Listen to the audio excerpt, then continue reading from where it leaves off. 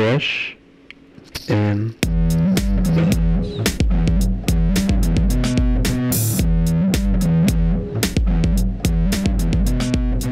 All right, welcome back to another episode of Fresh and Buds. I'm your host, Tommy Fresh, and you, as always, are all of my buds. And today, I'm joined by a really nice bud, a bud that I've enjoyed the company of many a time, an armory, and, you know, seeing at events, and basically just an all-around great guy. It's Mr.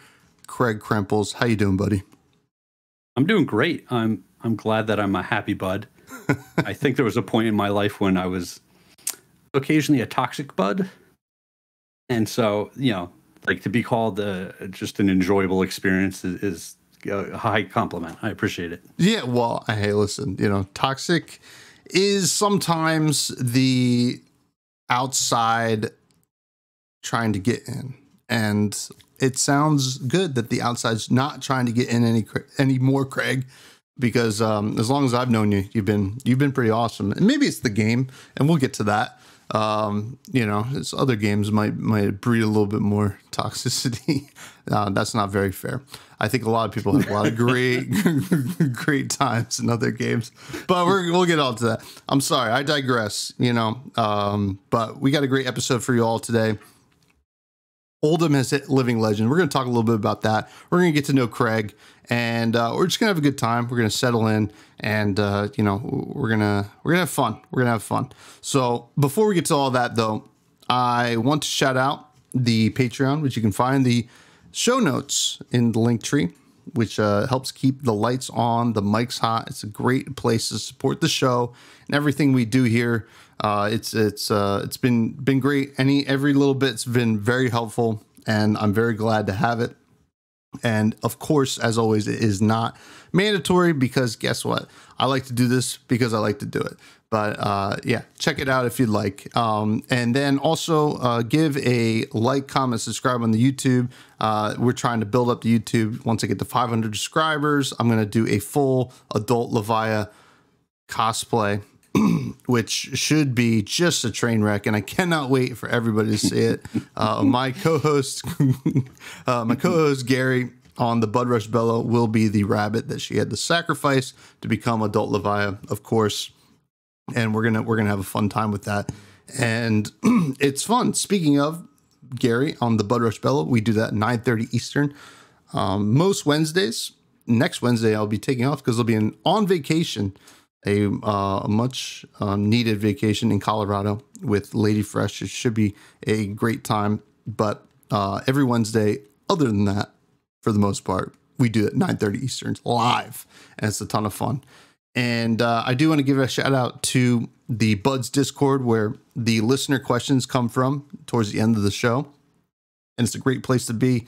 It's a very safe space and very open, and we have a lot of great conversations there. As a matter of fact, separate from Flesh and Blood, I reached out to the Buds because my sister and I had not been talking for like 2 or 3 months. And I said, hey, listen, I need to make amends. I need help. Buds, please help me. And they really did. And, you know, we're talking again, which is great. Look at that. Boom. It's amazing what humans can do. So check out the Buds Discord. Shout out to Greg, our producer. Amazing as always. Hey, Tommy, and welcome to the podcast, Craig. Glad that you're able to join us. I got my haircut for the brawl coming up in Pittsburgh this weekend. Tommy, what do you think? Looks stupid. And finally, stick around for a message from Derek Oswald, aka Charmer, who you know, we're gonna finally get him on the show this week, I think.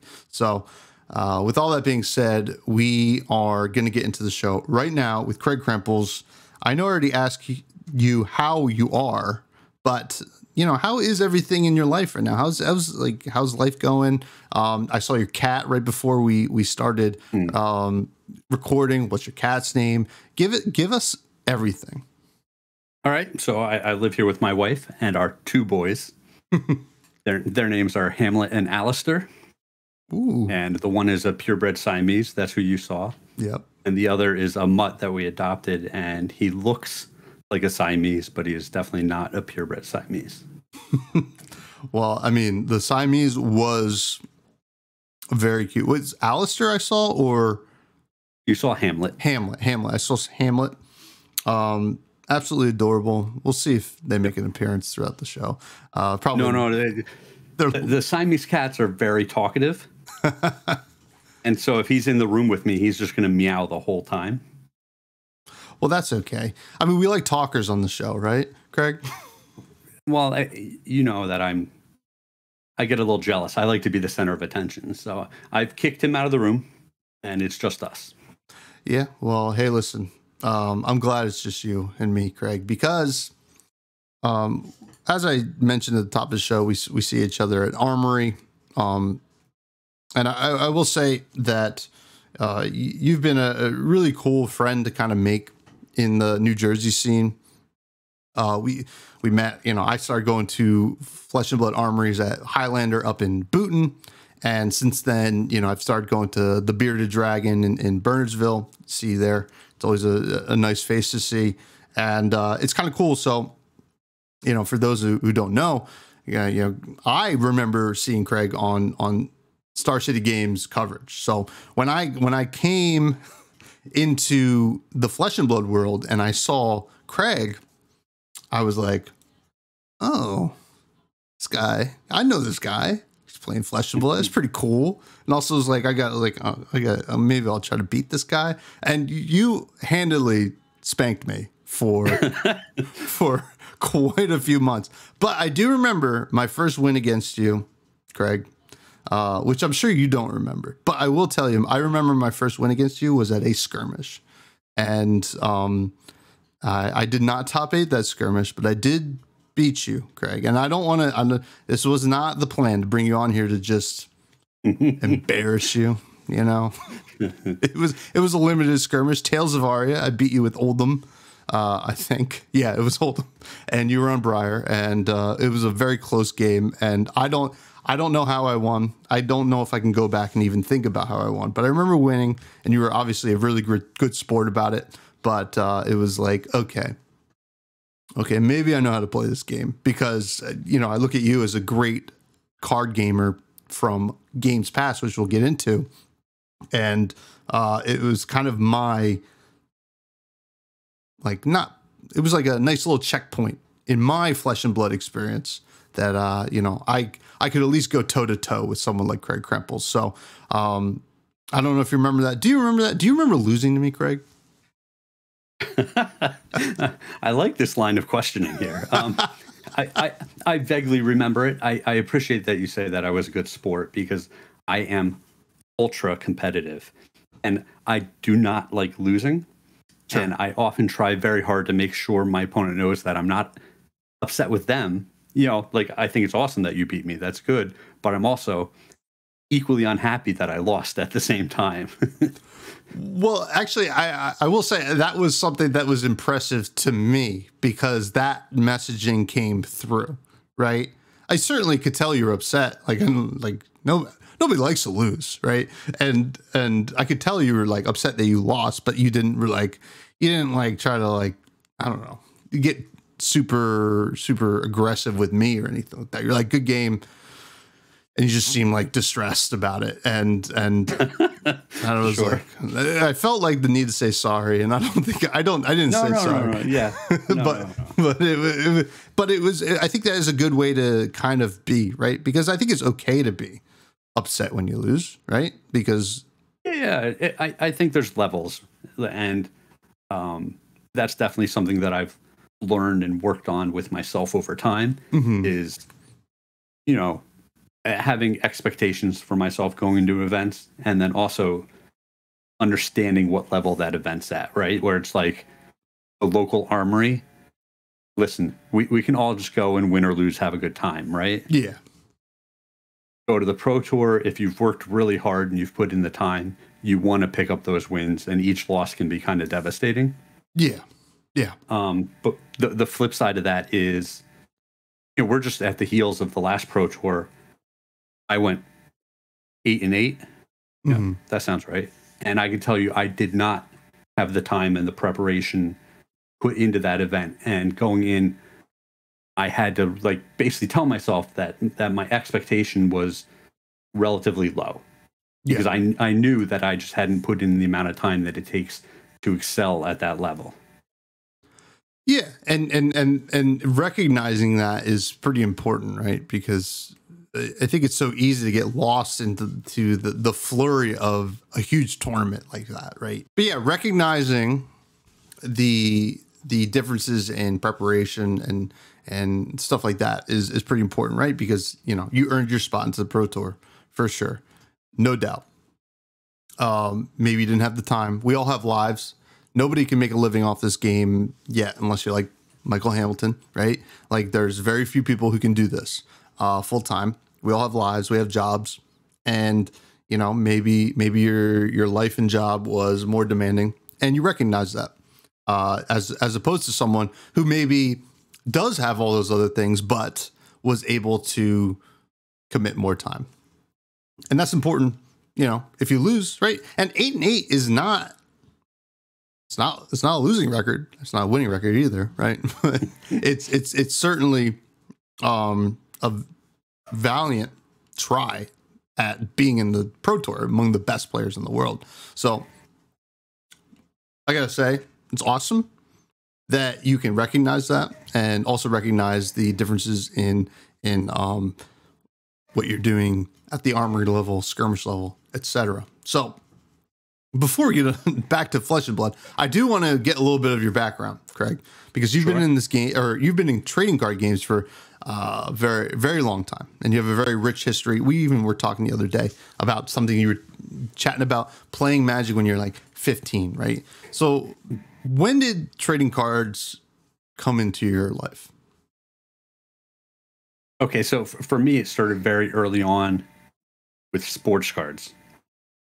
And so before I could drive, I would get a ride to the local card store with my brother, and we would buy packs of, let me think, like 89 Upper Deck, trying to get that Ken Griffey Jr. rookie card. Now, your sports card fans out there are going to know what that is. But anyway, then when we got a little bit older, we would ride our bikes into the town by ourselves. And a new card store opened up. We would ride there and we'd buy some sports cards. And then one day I went in and people are playing a game with cards. And it was just like, well, what's this? And like, oh, it's Magic. And I'm like, oh, tell me about Magic, because I'm just used to putting my sports cards, in a binder, and then they just stay there forever. And I was already into the fantasy thing. I liked reading the Dragonlance books.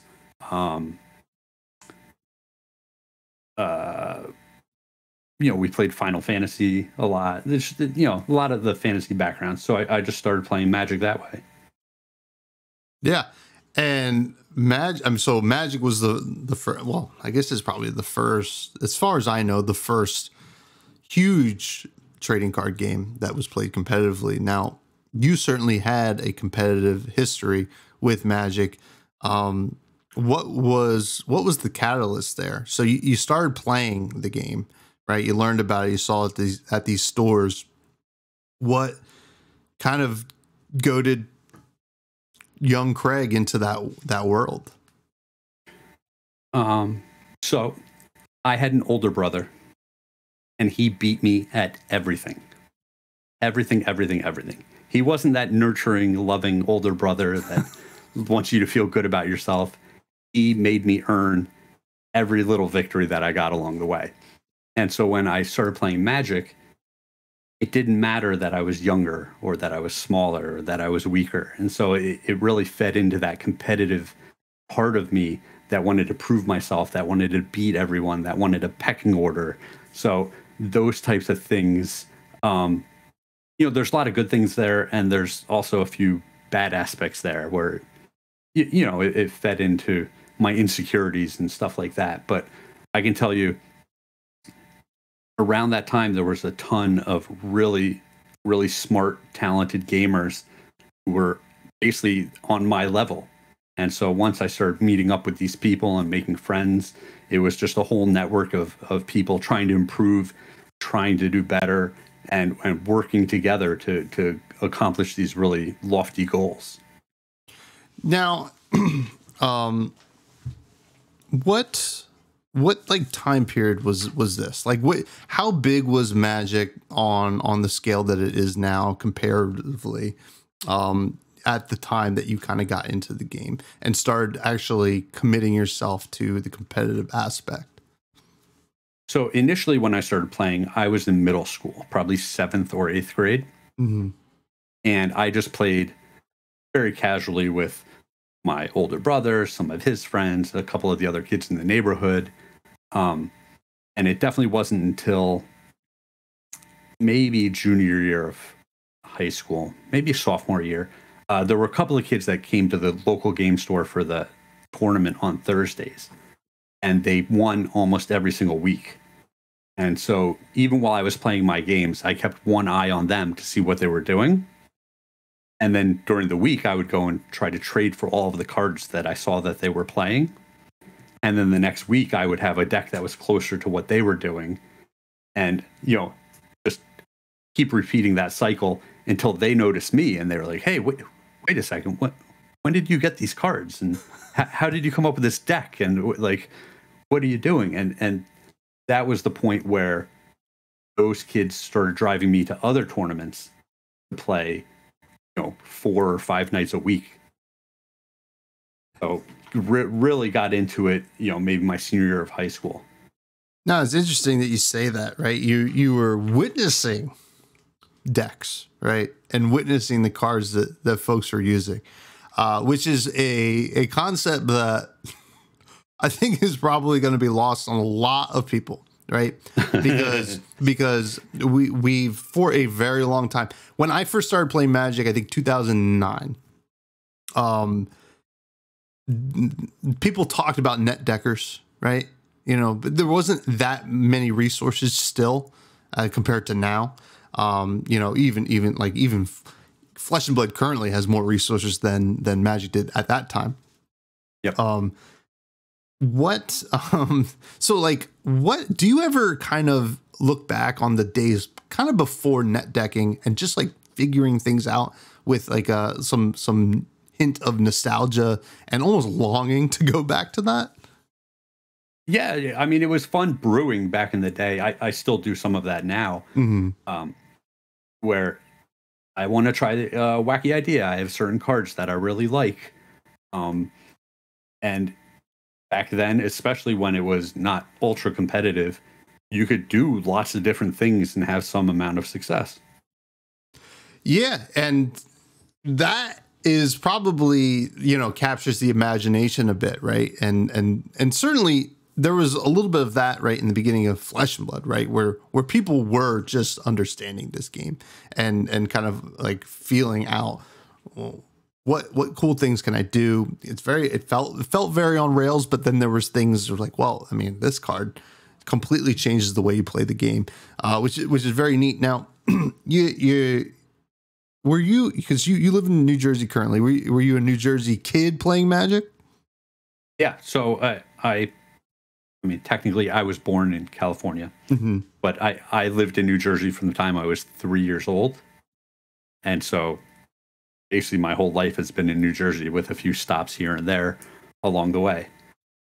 Yeah. And what was the Magic scene like in New Jersey as like a teen and then like as a young adult? Dude, it was awesome. I enjoyed it so much. I mean, I had a group of friends, and like I said, we would carpool to all of the events that we could. Once we were old enough to have some financial independence and be responsible enough, we started carpooling to Grand Prix all over the East Coast. We would go to, Detroit, Chicago, Baltimore, all the way down to Florida sometimes. It was just an absolute blast, just road tripping with your friends. And, we would kind of take care of each other, where whoever had done well the most recently in the tournament would kind of pick up more of the bills. And, it's tons of fun. There was a little bit of rivalries going on where the New Jersey scene was pretty big, but also the New England scene had their own group of Your Move Games players. And so there was some rivalry there. And that type of stuff was just great. Yeah, it's kind of interesting, right? Like it felt like every region, and we're almost getting that now in Flesh and Blood to a certain extent. Obviously, there's some pockets that are a little bit more prominent than others, but like I remember when I played Magic, that because I was playing in Pennsylvania, I lived in New Jersey, but the closest LGS was in Pennsylvania, so I got a lot of the Philly scene, people and stuff like that. Are there any kind of prominent New Jersey players that folks might know of now, or even through Flesh and Blood now? I mean, the list would be rather long, and a lot of them. It's funny because the one time I was doing something else, and I was like, man, I really need to thank so many people for just where I've ended up in my life and the successes I've had along the way. And I started making this list, and it was so long that like I couldn't use it. You know what I'm saying? Like, yeah. I can't. I don't want to list some people and leave some people out. Sure. And if I list everyone, it's going to be 30 or 40 names. So it's just kind of like, yeah, there were definitely tons and tons of really talented people that I played with along the way. I can tell you initially it was John Sani who started driving me around to events. He's a couple years older than me. So he had a car and a license, and he knew all of the scenes. And this is before I could even drive. I remember my parents had to like meet him because he's someone I talked about all the time, but I only ever saw him at the local game store, so they weren't sure who the heck I was talking about. And suddenly this person was going to just pick me up at my house and start driving me around places, Yeah. But yeah, and then there was a bunch of Target players in there, Patrick Sullivan and Eugene Harvey, and just a whole mess of just really talented people along the way. And I never would have had any success if I didn't have that group of people to help me, learn the game and do better. Yeah, and that's a store name I haven't thought about in a hot minute. Target, which I'm assuming you're speaking of the only game in town in Somerville, New Jersey. Yep. Which unfortunately the name does not fit it anymore because it is not. COVID kind of put the kibosh on that store. I don't know if it's going to make a comeback. I hope it does, but I believe they closed their doors permanently. But it's kind of cool to hear that, right? I think something that I found about New Jersey through Flesh and Blood was that the card gamers are close knit, right? They are very, you hear about people, let's say we're at Booton, right? Highlander. You mentioned, some great buds, Dana and Connor, right? They're always at a ton of events. You mentioned their names, and they don't live anywhere close to Booton. And you say, oh yeah, I was talking to Dana and Connor. Oh yeah, Dana and Connor, which is very cool. And I just kind of love that. Now, in your days of Magic, were there any personal highlights or even professional highlights that you kind of look back at and in fondness? Well, of course, all the big successes, right? So I remember a bunch of the other guys around me were starting to do well. They were top 8 Grand Prix. They were qualifying for Pro Tours. Some of them were top 8 Pro Tours and winning them. And it was just like awesome. But I was also a few steps behind them at that point. And I was getting really frustrated. And I was just like, what the heck? Like, I play with you guys all the time. I go toe to toe with you guys all the time. Like, I know that I can be on that level, and I keep just coming up short. And I just hit this tipping point, or just things just kind of all coalesced at the right time. And I made 2 Grand Prix top 8s, and I won US Nationals, and I did pretty well in a couple of Pro Tours, all in the same season, all in the same year. And it put me on the gravy train. You're familiar with this term? Oh, yes. I mean, I love gravy. For those who don't know, it's when you accumulate enough pro points in events to not have to play in qualifiers anymore. And you just keep qualifying for the next Pro Tour based off of how well you did in the previous one. Mm-hmm. And once I hit that tipping point, I played in almost 0 qualifiers again because I just kept doing well enough in Pro Tours. And so I think back to just like like this frustrated, struggling Craig, and then like the suddenly successful Craig. And it I don't know, it was just like a switch got flipped. It happened like kind of quick, and I didn't even realize it at the time. And then looking back, it was just like, oh, like wow, like suddenly I got a pile of pro points. And after I won US Nationals, this brand new game was started, Versus System, and they had some qualifiers, but I was spending so much time playing from Magic events that I didn't have time to play in any of the qualifiers. And they were inviting some people based off of just status, basically. Yeah. So after I won US Nats, I was like, hey, I'd love to play in your Pro Tour. And they were like, yeah, of course, we'd love to have you. So I went to the first Versus System Pro Tour, and I made top 8 of that. And so it was just like all of this success just kind of happened in a pretty tight time frame. Mm-hmm.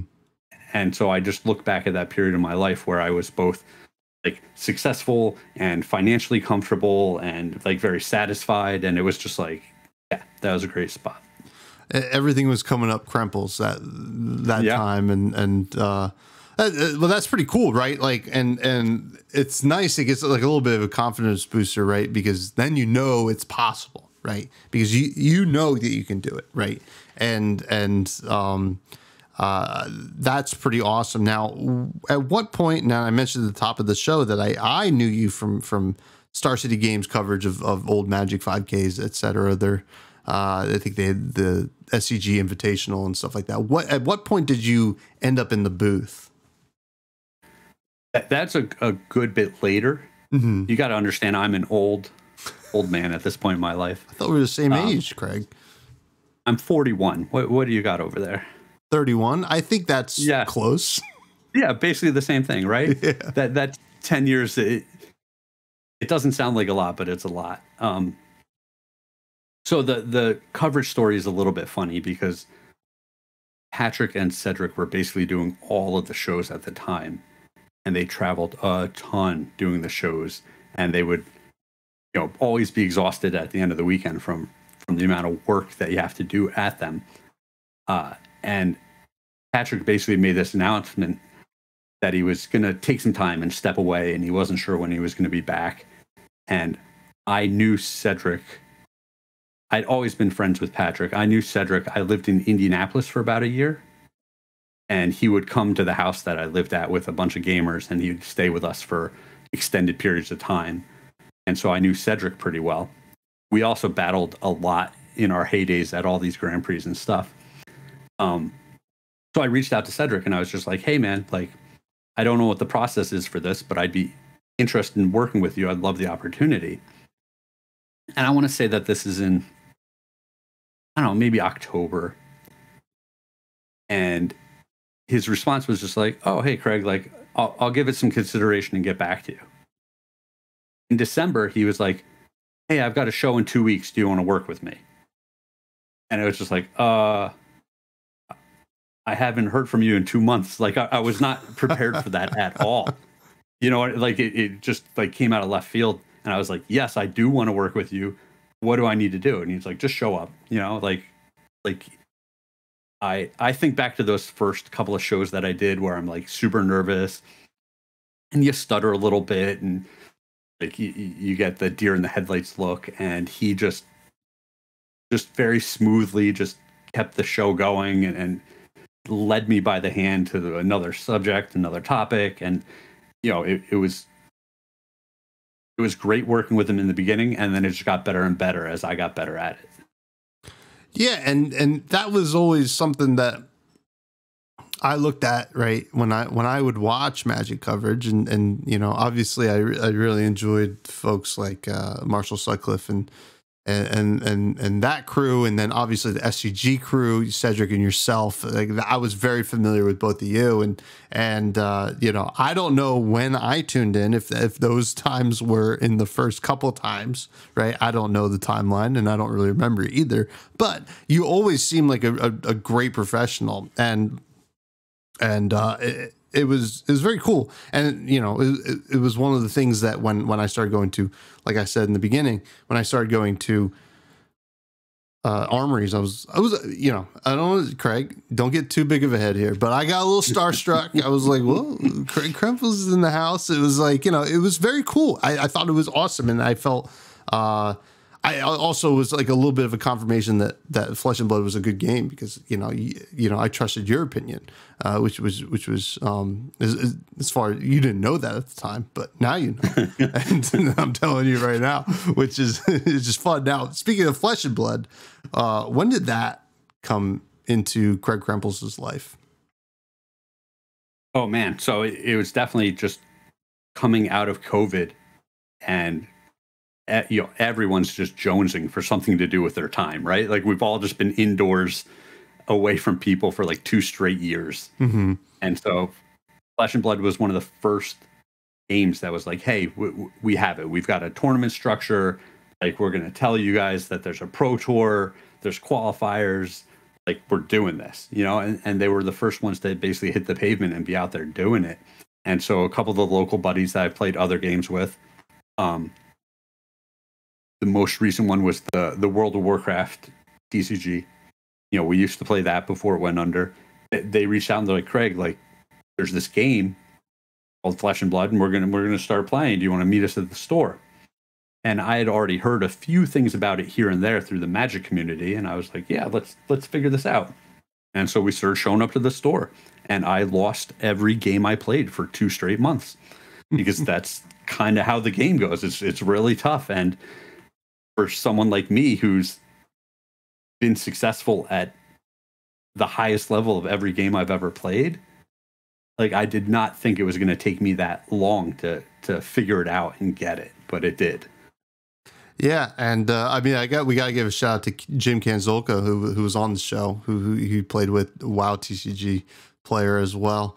You know, what were like? Obviously, your initial impressions of the game was like, well, it's tough, right? You were losing, you know, like a lot of us have in the first couple months plus of playing the game.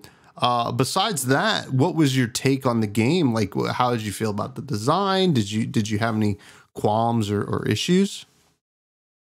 So it's a little bit interesting because to me, it is just kind of the next step. This game, the resource system is something that's been explored a little bit in other games where it's like, oh, every card can be used as a resource, right? Sure. But here it's like every card can be used as 1, 2, or 3 resources. It's just like it wasn't completely revolutionary to me, but it was enough ahead of the other games that I was like, wow, this is different. This is interesting. There's a lot going on here. From you know, maybe from a little more critical of a standpoint, I wish that there were beginner decks that started with 0 equipment. I think one of the barriers to getting even learn the game is that you're just overwhelmed when you sit down to play by the amount of information that's in front of you. Okay. And I think just a starter deck where it's like, hey, play your first 4 games with no equipment so that you can just focus on the 4 cards in your hand and your weapon. Those are the only decisions that you get, right? Yeah. And then it's just like after 4 games, you feel a little more comfortable. Add those 4 pieces of equipment. Like let's really get this going crazy, right? Yeah. Well, that's it. I've never actually heard that kind of side of the argument for starting the game, right? And it is interesting. Like and it's true, right? We have so much information, and I mean, how often do we see people block incorrectly with equipment? They're like, oh, well, I have it now. I should just do it, right? I mean, that's how a lot of people just, when they first start playing the game, just like, well, I have it. Let's do this and try to have a great turn with what's in my hand. And that's really interesting. And LSS, if you're listening, and we know you are, right, Craig? Oh, I'm sure they tune in. They tune in every week. Yep. Take Craig's advice there. Now, we talked about you being in the booth for Magic. Now, you got the opportunity to be in the booth for Flesh and Blood as well. How was that experience? And would you be interested in hopping in the booth again? Dude, I love it. So a little background there. When when Patrick was coming back to do coverage, they were going to rearrange the teams a little bit, and Brian Gottlieb had been working with. Oh shoot! I can't believe I drew a blank here. It's all good. Oh no, it's not. Oh. Anyway, Brian Gottlieb had been working with someone else, and oh, it's killing me. Jerry T. I'm sorry. Jerry Thompson. Jerry Thompson. Yep. Yes, and Jerry Thompson, I believe, did not want to do the coverage anymore. It just wasn't his thing. And so I ended up working with Brian, and it's funny because it's a whole new process, right? You're feeling this out with someone who you haven't worked with before, and in a lot of ways, Brian did even more of the heavy lifting than Cedric did, where he would cover basically all the ad reads and just be able to talk about anything and everything if I didn't have any input in those situations. And so I quickly became friends with Brian, who's obviously now intimately involved with Flesh and Blood. Mm-hmm. And so I don't remember if I reached out or if Brian had asked me about it, but for one of the callings, I was supposed to do coverage. I ended up getting COVID. Obviously didn't go to the event, didn't do coverage, and I was afraid that I had lost my opportunity. Well, before the Pro Tour in France, Brian got COVID, and I reached out and I was just like, hey, like, I'm already booked for this trip. I'm qualified. I'm going to play, but if I can do coverage again, I'd like to do that coverage instead. So I ended up doing coverage for that event. I had an absolute blast. I really enjoyed all the people that I worked with. I don't know. I enjoyed France so much. I enjoyed that Pro Tour so much. It was a really great time. I would love to do it again. But the flip side of this is that there's a ton of just really dedicated and great content creators. Mm-hmm. And people know their voice and recognize their face. And I think they want to see those people that they know and recognize. And so that those content creators often get the first nod when it comes to doing coverage, and I understand that. Yeah, and but that's not to say that there isn't room for someone like yourself, who obviously brings a lot to the table and a lot of experience to the table, and and I understand, a lot of my friends do great coverage, but it's. I'm hoping that we get to a point where that can be like we don't just have the same group always doing it. Like it was the nice thing about Magic, right? Like whether it was a certain kind of event, we had this group, and whether it was like that circuit, we had another group, and I think that's ideally where we want to get to with Flesh and Blood. Now, you mentioned that you were qualified for France, and obviously we talked about you played at a high level in every other game, and now you're doing so in Flesh and Blood. Now, how have the experiences compared playing at the high level of Flesh and Blood compared to Versus System and Magic? So I can tell you, this game is more difficult than some of those other games, and so I think it takes a certain type of person to consistently qualify for the Flesh and Blood Pro Tours. And so when you're playing at the Pro Tour, it's a really tough field. It is really hard competition. You might get what I call first timers or a couple of people who aren't as serious, but by and large, most of those people are very good and they play a lot of hours of the game and they know what they're doing. And that's not to say that I was going to Pro Tours for Magic and no one knew what they were doing, but it was just a little bit softer back in my day. And I think there was a little more opportunity for an edge especially back when I played Magic and I was on one of the better teams. And so I had some of the better players around me helping me have the best deck in the room. And now it just feels like it's very hard to be in that same situation when I'm playing Flesh and Blood. Yeah. I mean, you had the best resources, right? And Flesh and Blood, I don't know if any team has the best resources, right? I think everybody's really.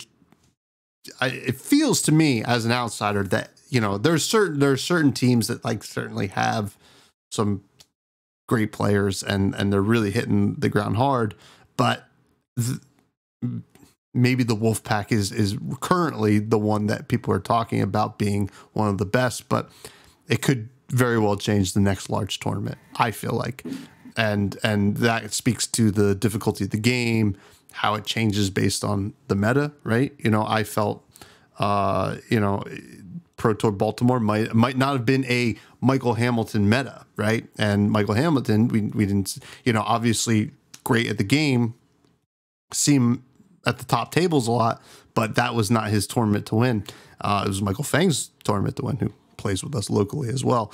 It's like we have a lot of great players in New Jersey, but we really do. Yeah, it's brutal. But armories are still fun, I swear.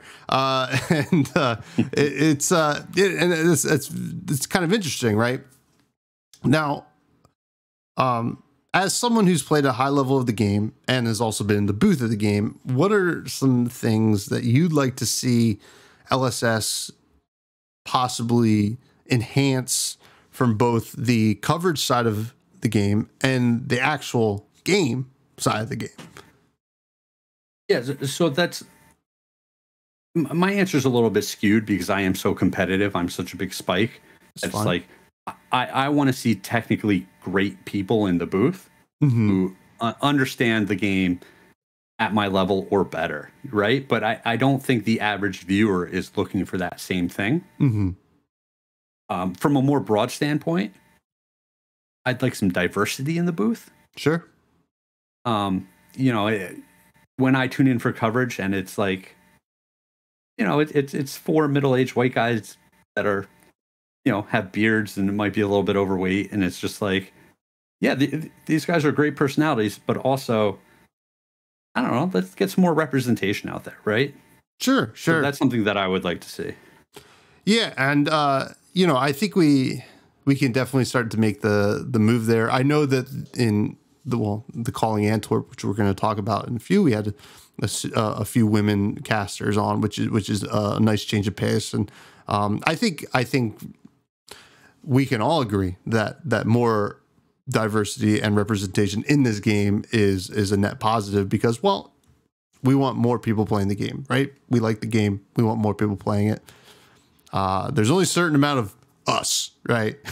There are plenty of other people, and that's a great point. Now, what about the game side? Whether it's organized play or just design in general? That one's a little tougher. It is such a task, and I will admit immediately that I was a pretty big cynic when I first started playing the game because I feel like Flesh and Blood is impossible to balance because certain aspects of it are such severe tipping points between a card being unplayable and a card being overpowered. Whether it's the pitch cost being one more, whether it blocks for 2 or 3, whether it attacks for 5 or 6. Like, these are huge changes within the game, and they only have these little tiny bits to work with, right? And so I've honestly, I've been very impressed. Just each new set that comes out, I'm like, well, this is the one that's gonna just bury it, right? Like, this is gonna be another Starvo, and there's only gonna be one deck, and it's just like, no, there's 4 or 5 like competitive decks, and then if people still want to play the tier 2 decks, there's another 4 or 5 decks down there that they could be playing. And I don't know, I think that's great. Yeah, it is. And people are quick to complain. I don't know if you ever noticed that on the internet. But and we're going to get to Oldhim in a hot second after we do the fresh faves, and we'll discuss whether it was a check and balance in the meta. But that is a great point, right? Because I mean, Starvo was Starvo, and I think we can all agree that, right? Let's just forget it happened until the Living Legend format when we're going to remember it again. But everybody thought Azalea was just going to be the best deck and it was going to be unbeatable with outsiders, and it wasn't. And maybe Azuri, and Fi had needed some checks and balances applied to it, but Icelander really is a great deck. Maybe got a little bit of a nerf, but all of a sudden it's kind of not non-existent, but not really seen as much as we thought it would, like as compared to its prior dominance. So, the things, it feels like it goes up and down, and like you said, I don't know how they balance it. I guess it's not our job to. It's our job to talk about it. But it's interesting. Now, let's get to the nitty-gritty of the game, Craig. Next, we have a segment I like to call the Fresh Faves, where I'm going to ask you a little bit of your favorites in the game, which hopefully you answer. Are you ready? These are the important questions, right? These are the most important questions. This is what the people look forward to. And, what is Craig Krempels' favorite hero? First, Craig. Okay, so when we first started playing in the competitive events, it was that first RTN season. And Mike Dalton and I worked a lot on an OTK Viserai deck. And Viserai still just holds a close place in my heart, just because that was the first hero that I really put in a lot of time and just combing through every possible card and thinking about matchups and different situations. And so, I don't know, Viserai is a blast to play. It's a very versatile hero where it can be very aggressive or very defensive. And I don't know, just being like one of the original ones that I really poured myself into means that Viserai is always going to have a place in Craig's heart. Yeah, and it always somehow ekes back into the conversation, when you least expect it, and then disappears. And maybe it'll become Dust Till Dawn's getting Runeblade support, so we'll see what happens. What's your favorite weapon? I don't know if I have a favorite weapon. It might have been Winter's Wail, but to me that's also a kind of a stupid answer because it's just like one of the best weapons, right? It was very good. Yeah, it's just like, it's always a 3 for 4, and sometimes it brings the ice along with it, and it's at a break point, and it's just like, wow, this stupid one-handed weapon just does freaking everything, huh? Yeah, it was brutal, man. It was brutal playing. Like, I don't know, like when I play against Titan's Fist now, I just think, like, it just blows my mind that used to have a frostbite tucked under it. Yeah. Pretty wild. Is that your final answer? Yeah, we'll go with Winter's Wail. That's a good answer. I do like Winter's Wail. It's a very cool looking card, and it's got a great effect. What's your favorite equipment? All right, along a similar vein, I think Crown of Seeds is probably my favorite equipment. Interesting. I really like how it's an equipment that you get to use every single turn. Mm-hmm. Like, it's always there for you to do something. What you're doing is just like very different. There's no other card that really plays on that same axis in the game. Yeah. But it's similar to Winter's Wail, where it's just like what you're doing is actually quite unfair and a little bit broken within the game engine. Yeah. If I was going to go way more fair, it'd probably be Time Skippers. Okay. Whoa. Okay. Where it's the same thing where it's just like, I want to do something unfair for one turn, but I'm going to pay a pretty steep cost in order to do it. And it's just like, to me, that is such a well-balanced card where it's just like, yeah, you do get to like really go into the tank, like real deep and be like, what can I do with this? Like, there's got to be some things, right? Yeah. But it's a steep deck building restriction when you're trying to do that. Now, I'll tell you what, I thought that your answer was going to be, based on your first answer, was going to be Bloodsheath Skeleton. Dude, that card is too unfair. That, like, the fact that you get to block for 2 at one point, and then later in the game, you get to use it to just instantly kill your opponent. To win. Yeah, it's just like, what is going on with this card? Yeah. Well, I know we have some listeners going to be upset that we're speaking the truth here. But yeah, dude, I was doing it. I was one of the people out there doing it. So it's not like I fault anyone. Yeah. But I knew what I was doing was not fair the whole time. Oh, yeah. Well, I think a lot of folks are looking forward to when Viscera LLs, and I think it gets off suspension, which should be interesting. Whatever that means. Now, what's your favorite, your other, your run-of-the-mill cards that you put in your deck, non-attack actions, attack actions, instance? So I was thinking about this, and there's a wild, I'm forgetting the name, but there's this wild attack from one of the early sets that gives you an action point when it's put into a zone from your deck. Oh, back alley break line or something like that. The one that gets put face up into your arsenal, you get an action point. Well, it doesn't have to be to your arsenal. Oh, really? It just has to be revealed? Oh my god, I'm gonna have to look it up. Yeah, look this bad boy up. Make sure that I'm not misspeaking here. But it's cards like that which are like very corner case, but have the possibility of potentially being a problem later. Back alley break line. The red is 1 for 5, blocks 2.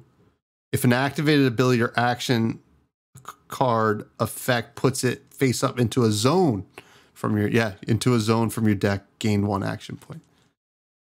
Like these are the type of things that intrigue me where I'm like, like what can we do with this thing, right? And every new set that comes out, I just have like one eye that's like looking for something that's gonna put that, banish it from my library or something where I'm like, I'm just waiting for this card to like have a breakout. But then you also need something to do with this extra action point that you're getting along the way. Yeah.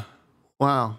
I want to look at you. See, now the gears are turning. I want to play Levio with this card.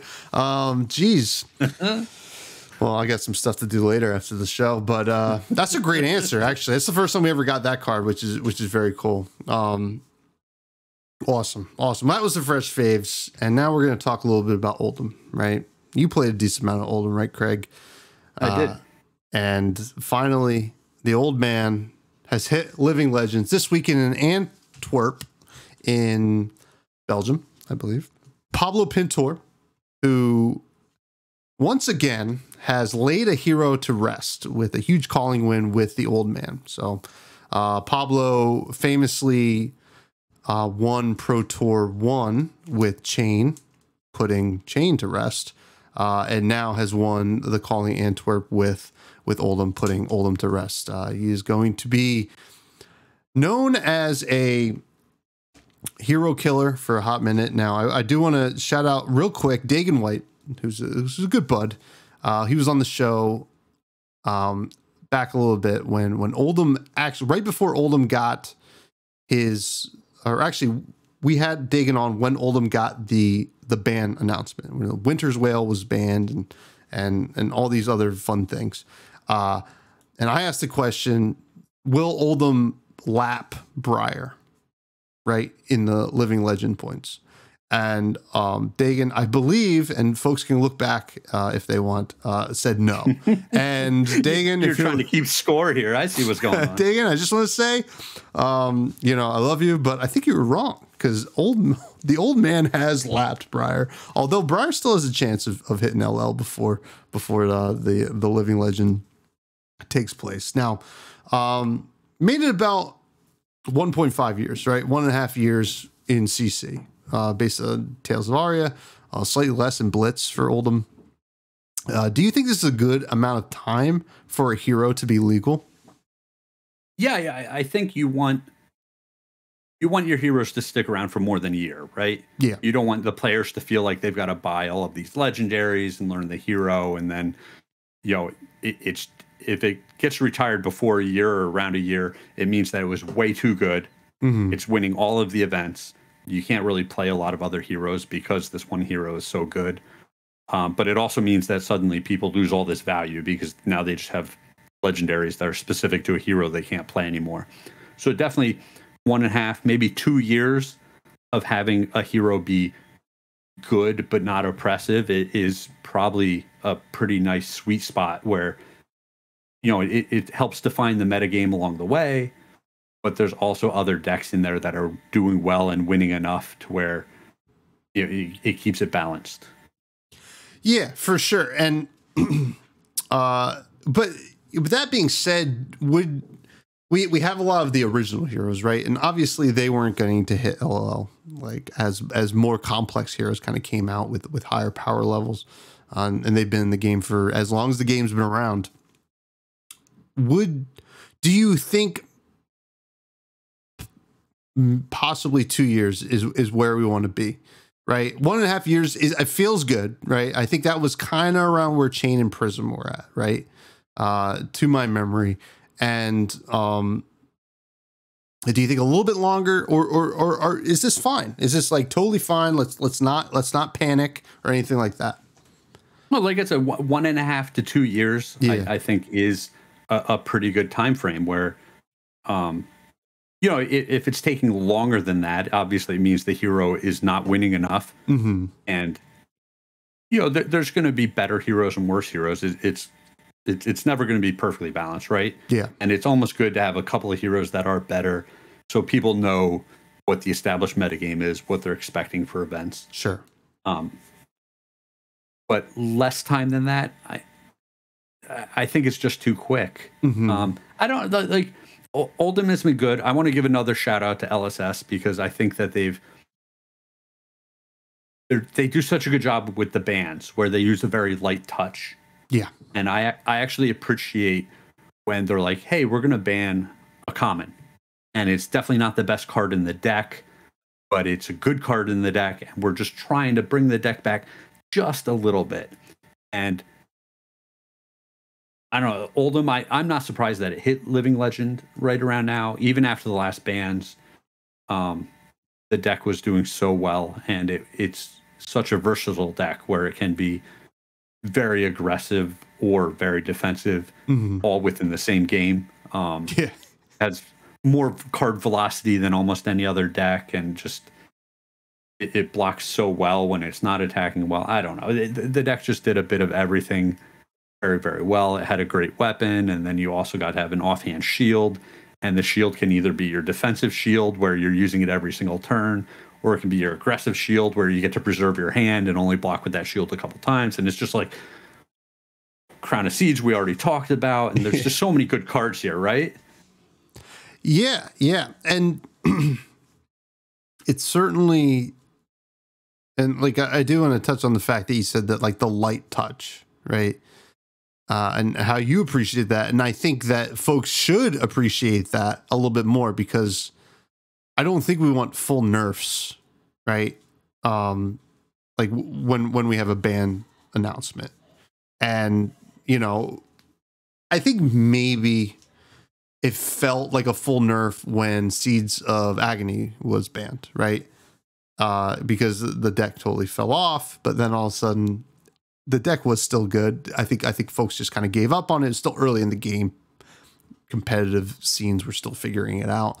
Now, in terms of Oldhim and what Oldhim was there anything that maybe, if you were on the design team, that you would have changed about him? Oof, that's a tough question, because I think it's easier to look in hindsight than it is to develop and know what the future is going to be like. Sure. And I'm not a game designer. I do have these discussions with my circle of friends sometimes, like, oh, what could have been different? What would have been better? And I think we see a bit of that with their light touch bannings. Something like Pulse of Eisenloft, where they're just like, oh, this card, all right, it's just too good. Like, you only got one of it, but every time it comes up, it's like way, way too good. Game changing. And the deck's trying to go to second, third cycle. So you just start seeing this card over and over, and it's just like, oh, what have we done here, right? Like, we've gone too far with this one. Yeah. So something like that, I think, is easy to call out. But the flip side of this is, every time you come out with a new hero, you want it to be exciting. You want it to see play. And so I think it's easy to have something like Winter's Wail, where it's just like, all right, maybe this hammer was a little too good, but also we wanted to have that assurance that like this hero had game into everything, right? Yeah, yeah. And, and let's be honest, it made sense from a broad stroke design approach, right? We had Anathos with Bravo, which cared about what you pitched to play it to get the buff that you wanted. And it literally did the same thing, just a different buff. And that is kind of it's a tight line to walk because you want those kind of consistencies in design. And yeah, and like you said, you want it to be exciting. Now, we still have a few more weeks with Oldhim. It doesn't feel like it, but we do. And with Dusk Till Dawn coming out, everything's going to change, right? That's when the Living Legend will kind of go into effect, and we're going to have a whole slew of new cards to mess around with and start playing Leviathan with. And if I wanted to ask you, if legality changed today, right? And we had these last few weeks of Road to Nats without Oldhim, which decks do you think would rise to the top? So I think the decks that we just saw be the most successful at the last Pro Tour are the easy starting points. So Lexi and Dromai, I think, are the two other decks other than Oldhim that are really like the standouts as the pillars of the format right now. Mm-hmm. I think that Dromai is getting built better and better and played better and better to have a game against Lexi. And so it potentially, one of the things that Oldhim did very well was sit in the middle of these two decks where it could, out control the Dromai deck, but also, absorb all of the aggro from the Lexi deck. And it didn't have a 100% win rate against either of these decks, obviously, but it was a good checkpoint between these two. And part of me worries a little bit that Dromai is going to win out against Lexi and then be maybe the de facto best deck in the format. And then it's going to be some not as good as Lexi aggressive decks, but decks that can make probably decks with a weapon, something like maybe Briar that can make multiple attacks in the turn and still clean up a dragon when it needs to. Mm-hmm. And so maybe I've wandered a little bit from what your original question was, but I there's definitely going to be a shift in the metagame. I don't think it's just going to be like Oldhim goes away. Yeah. I think Oldhim was that checkpoint, and now something else is going to have to step in and kind of keep Dromai in line, I think. Yeah, and that leads me to my next question is there's been a lot of talk of what decks were being held back by Oldhim, right? Because Oldhim definitely was tough to impossible for a lot of decks. And the two ones that I see kind of get brought up often are Dorinthia and Viserai. And I do find that Viserai with the nice on hits with like Moravian Skies and stuff like that, like has pretty good game into Dromai if played correctly. Where do you think there were other decks that were being held back, or? I think Dory is a good example, but Dory's not going to play well into Dromai either. I don't think. Where it's just most turns you get one attack, and you don't want to be just killing a dragon with that one attack, or you're basically losing the game, right? Yeah. Yeah. So it just I don't know. Everyone has decks that they love and they want to see their heroes do well, but it's just not possible for all of them to be top tier heroes. True. You're very right. Now, we had talked about these types of fears about Oldhim kind of leaving at Armory one night. And Dromai is the one that kind of keeps up. Are there any other fears with something like Oldhim not in the meta? And kind of to add on to that question, is Bravo, the existing Guardian, a nice replacement there?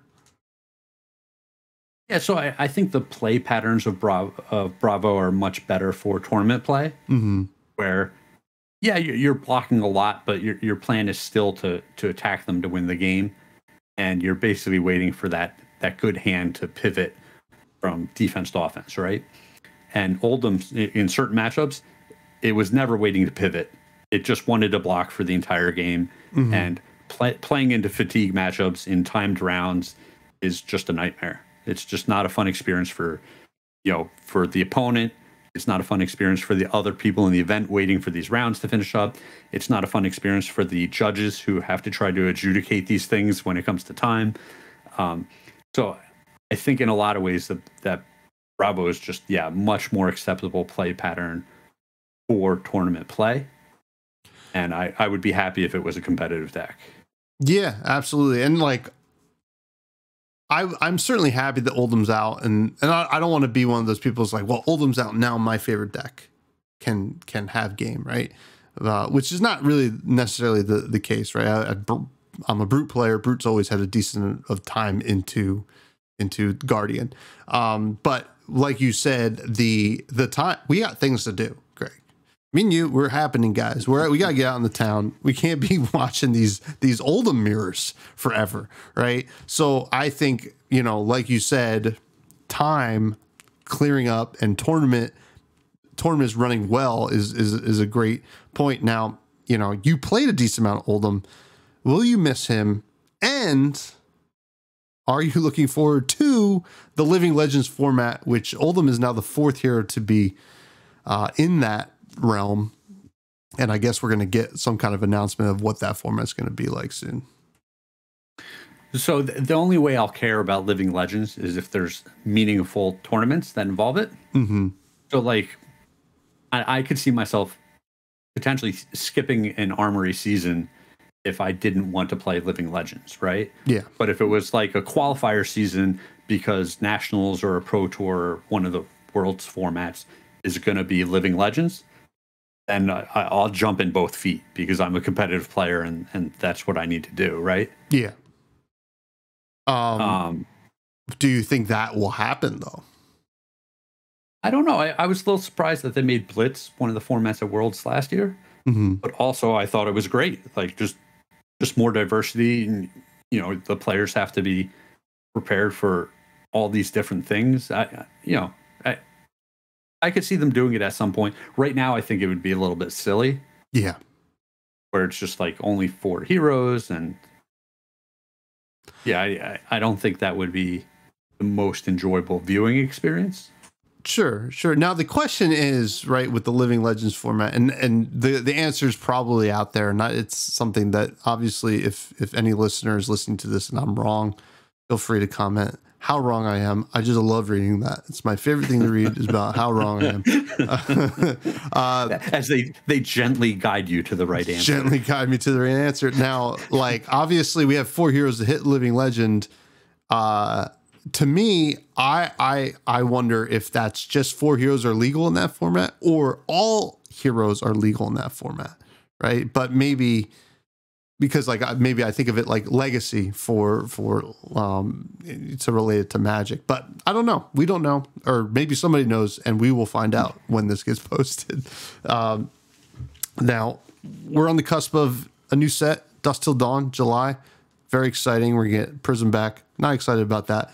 But we're going to get a new Shadow Runeblade Vincent. We don't know what it does. It's got a flail. That's cool. Do you have any predictions / wants from this set? What do I want from this set? I don't want another dragon for Dromai, but part of me is a little nervous that it might pop up. I think so. Yeah, so that's something that I don't want. Although the flip side of that is like I think the expensive dragons are kind of like fun and exciting as one-ofs, and they don't even see play all the time in the competitive level decks. Yeah. So if they came out with another 5 or 6 cost dragon that did something awesome, let people have their fun, right? Yeah, I think that's pretty good. What do I want to see? I don't know. It'd be nice. I think I'm like a lot of people where I just want to see the format shaken up a little bit. Sure. And not a huge upheaval, but certain decks, you mentioned Dory. If Dorinthia was suddenly just had that one more card that it needed to be a competitive level deck, a tier 1.5 deck, and just not quite there, but really close. I think that'd be great. It's a deck that plays from a completely different angle than almost any other deck. What you need to learn to play it is different. How you need to learn to play against it is different. And to me, that's what makes the game so interesting. Yeah, and that would be fun, right? I think we saw a lot of it with Azalea when Azalea got the nice buffs.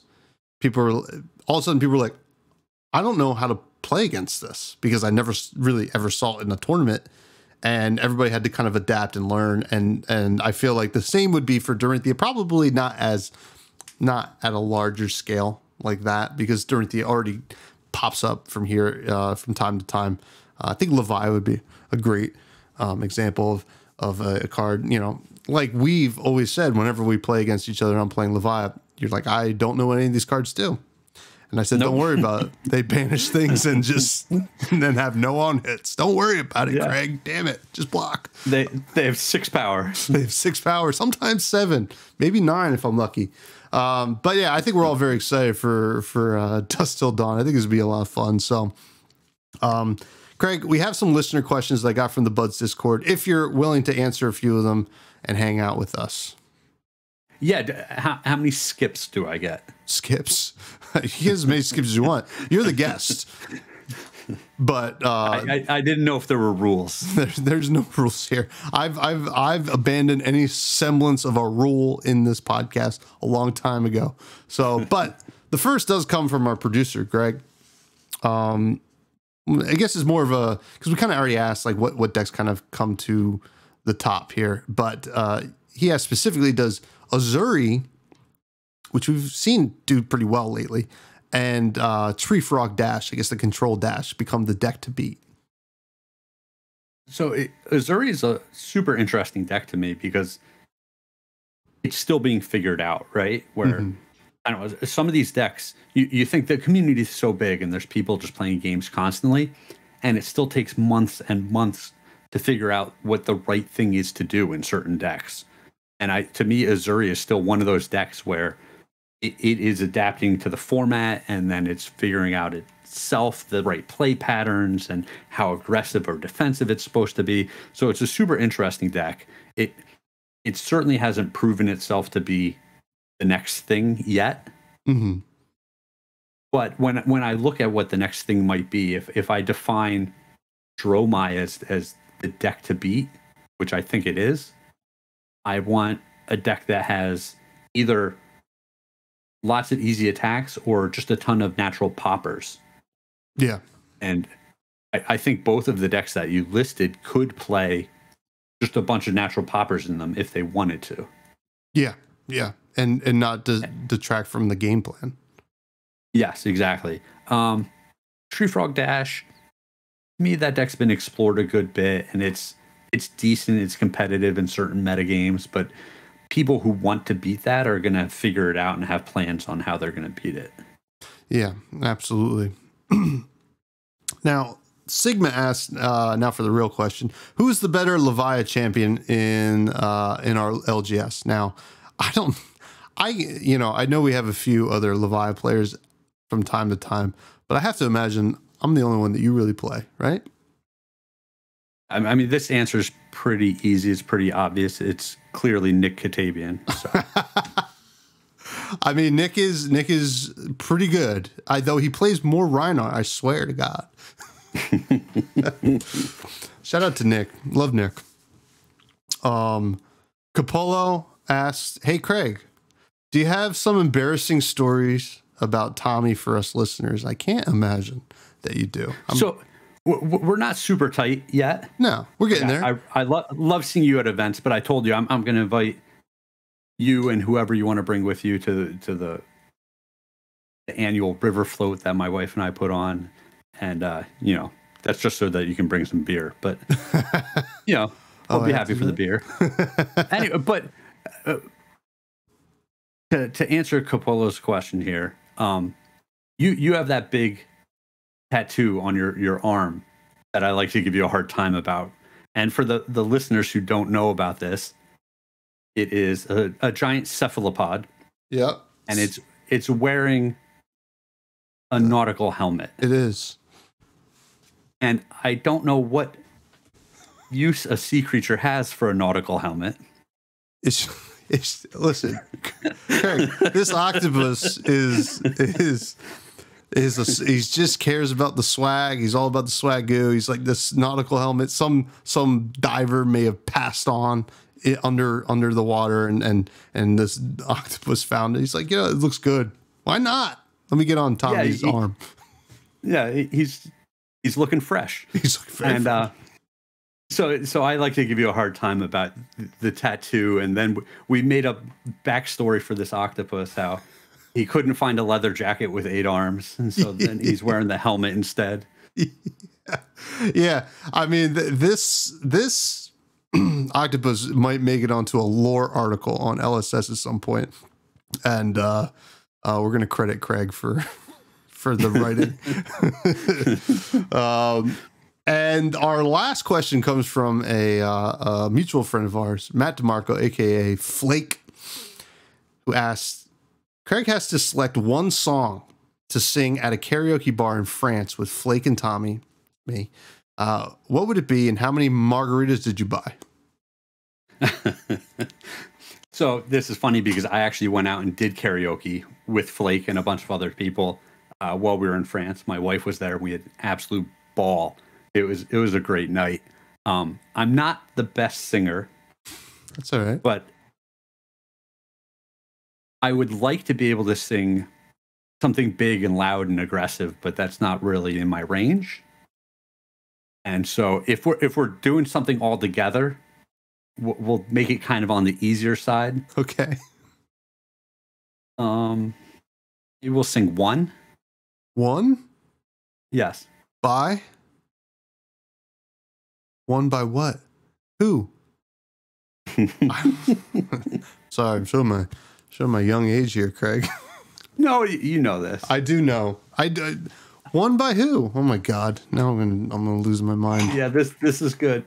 I'm gonna look it up. We're gonna look it up live. Listen, it's my podcast. I'll do what I want. One by Metallica. No, we won't sing that one. No.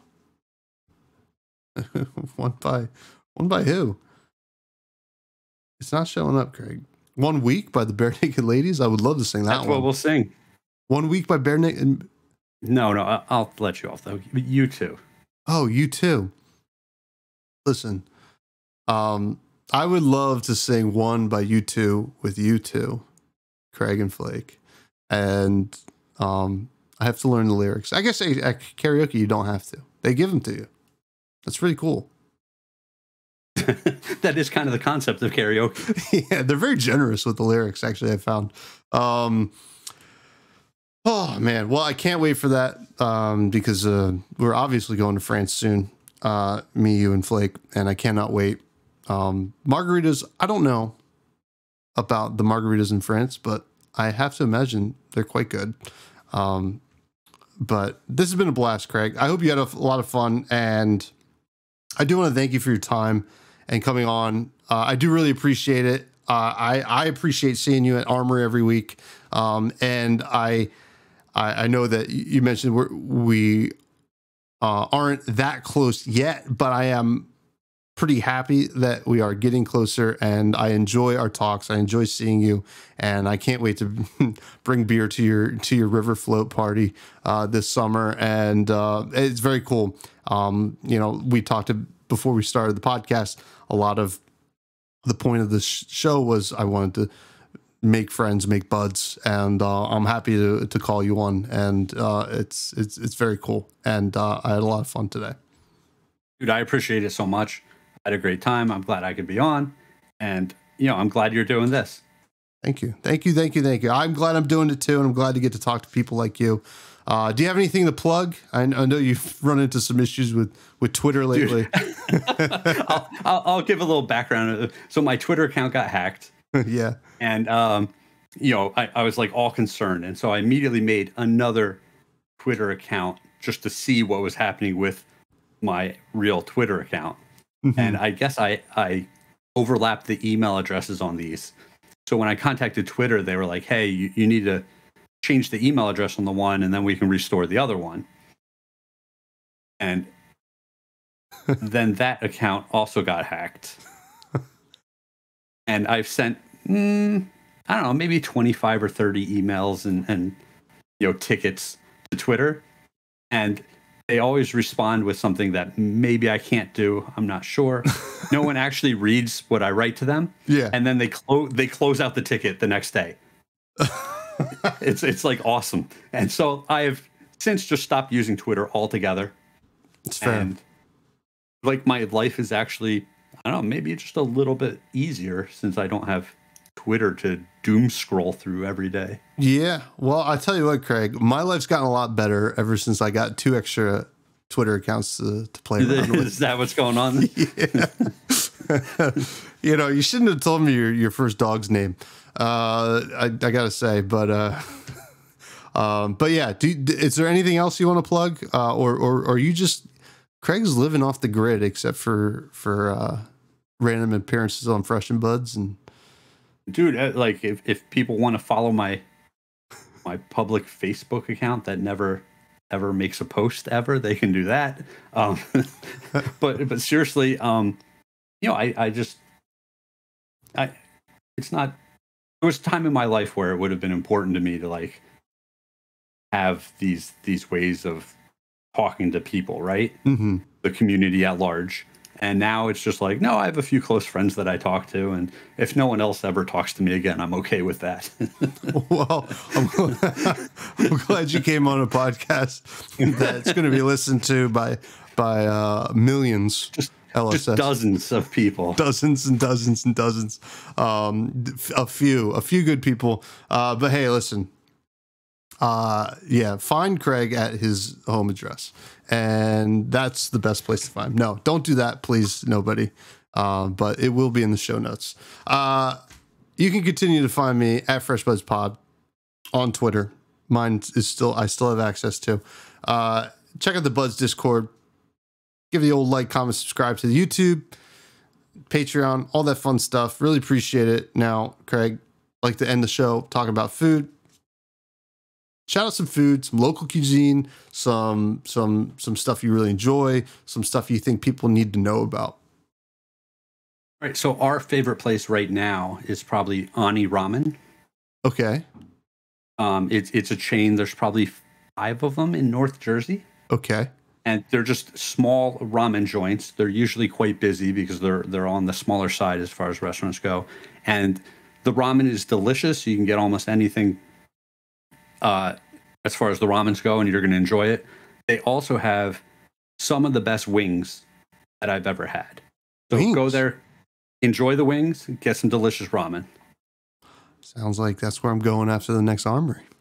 Or maybe before, because Armory usually goes late. But everybody, have a good week.